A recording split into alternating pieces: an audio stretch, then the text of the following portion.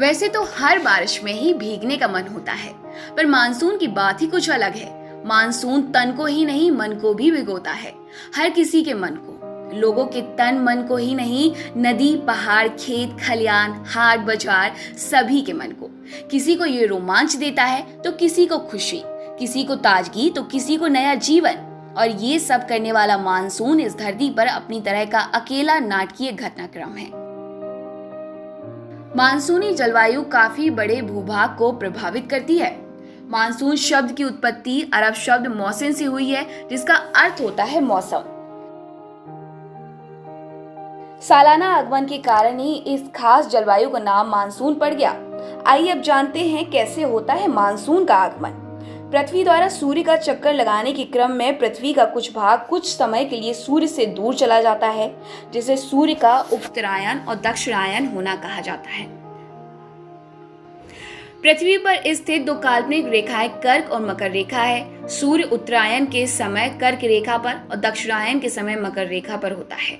पृथ्वी पर इसी परिवर्तन के कारण ग्रीष्मकाल और शीतकाल का आगमन होता है।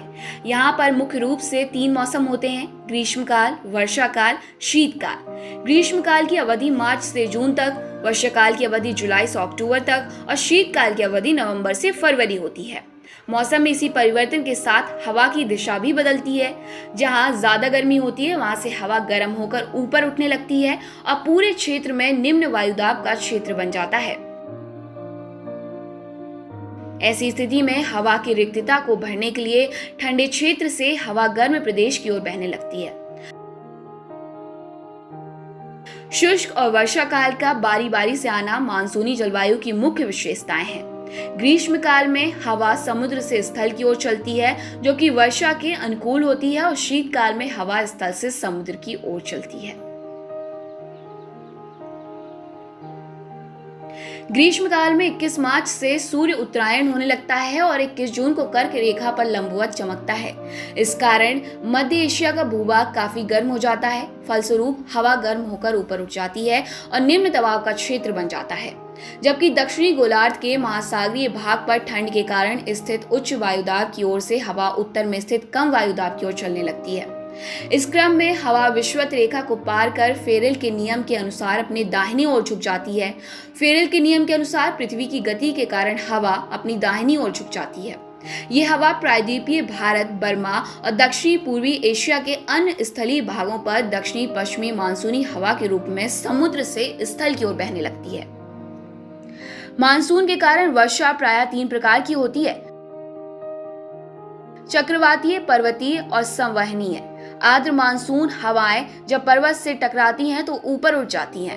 परिणाम स्वरूप पर्याप्त बारिश होती है। चूंकि हम जानते हैं कि जो जो ऊंचाई बढ़ती है तापमान कम होने लगता है। 165 मीटर ऊपर जाने पर 1 डिग्री सेंटीग्रेड तापमान कम हो जाता है। हवाएं जब ऊपर उठती हैं तो इसमें मौजूद वाष्प कण ठंडे होकर पानी की बूंदों में बदल जाते हैं। जब पानी की बूंद भारी होने लगती है तो ये धरती पर गिर जाती है। इसे हम बारिश कहते हैं। चूंकि मानसूनी हवा में वाष्प कण भरपूर मात्रा में होते हैं, इसलिए बारिश भी जमकर होती है। सब्सक्राइब करें हमारे चैनल देश ऑनलाइन पल्स ऑफ पीपल और बेल आइकन को क्लिक करना ना भूलें, ताकि आप अपडेट रहे हमारे नई वीडियो से।